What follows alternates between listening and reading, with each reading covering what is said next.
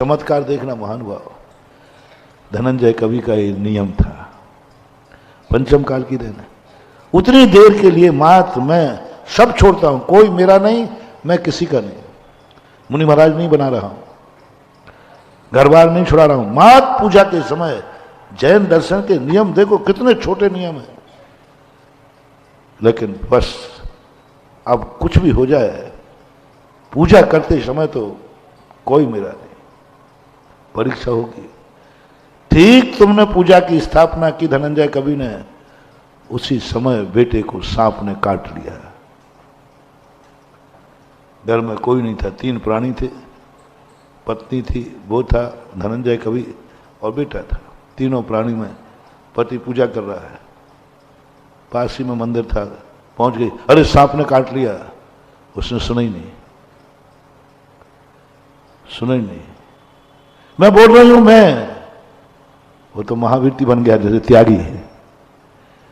मुझे आज के सामने यदि घर वाले आए तो कहें महाराज जी मैं आपका घर वाला हूं, थोड़ा सा आंख उठा के तो देख लो, वो तो त्याग कर चुका है। सुना ही नहीं, ये तो पत्नी, मैं बोल रही हूं पत्नी, तुम्हारी पत्नी।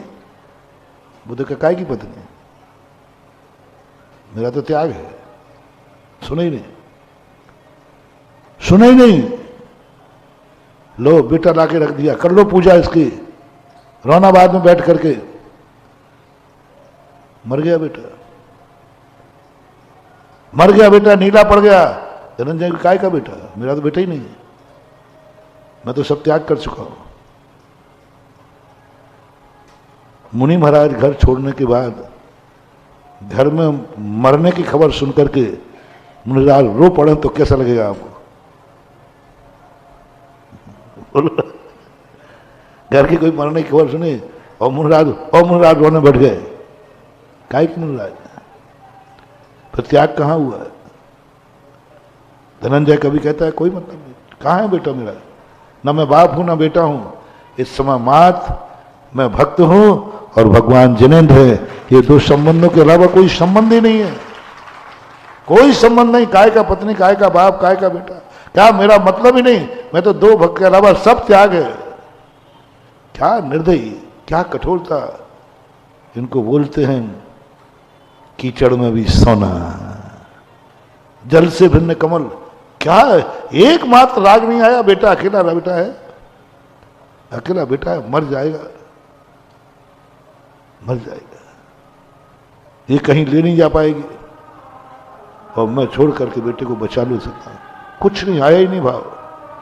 पूजन करता रहा, पूजन चलती रही, सारा नगर इकट्ठा हो गया। सब कह रहे धनंजय कवि ये ज्यादा भक्ति ठीक नहीं, और इस भक्ति में दम होती तो बेटे को सांप क्यों काटता? वो सुन ही नहीं रहा,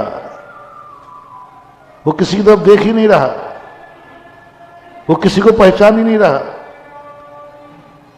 सबने सोचा इसको क्या हो गया, ये तो किसी की तरफ नहीं देख रहा है, लगता है कोई ऊपरी बाधा हो गई।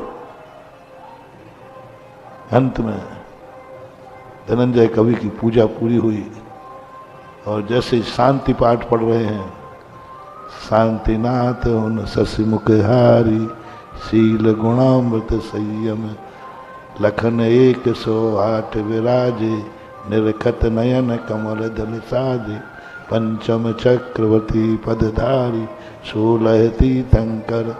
पढ़ते पढ़ते पढ़ते जैसे उस पे आए, वो राष्ट्र की है ना, सुखी रहें राष्ट्र, और वो हो गए सारी प्रजा को सुख बड़े। जैसे वो एक धारा करते हो बीच में आओ, जैसे वो धारा की तैसे बच्चे ने हाथ पैर हिला दिए।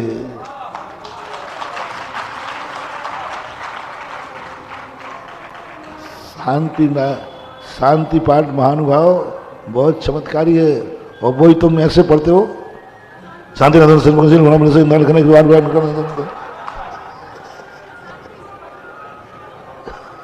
गजब का पढ़ते हो। और बहुत बड़ा चमत्कार है, वो संस्कृत की शांति भक्ति है।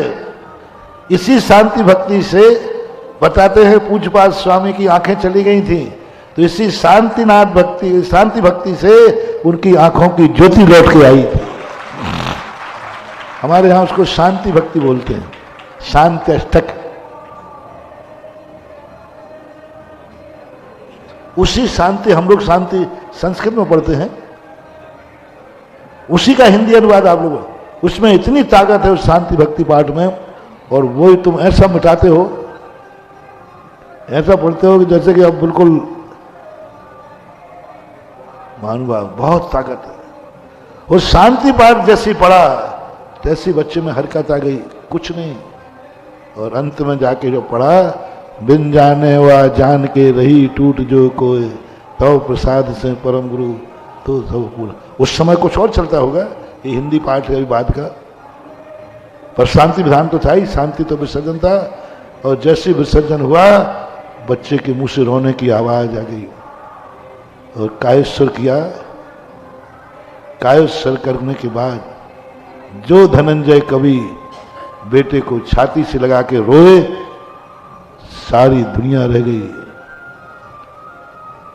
छाती से लगाकर जो रोना हुआ धनंजय कवि का, मेरा बेटा मर जाता, मैं निपूता हो जाता क्या। सब लोग कह रहे थे 5 मिनट पहले क्या हो रहा था, बोले उस समय मैं बाप नहीं था, अब बाप हूं। ऐसे भी दल बदलते हैं। 5 मिनट पहले मुझको खबर नहीं कि मैं बाप हूं, भक्त हूं, और 5 मिनट बाद रो रहा है कि मैं बाप हूं।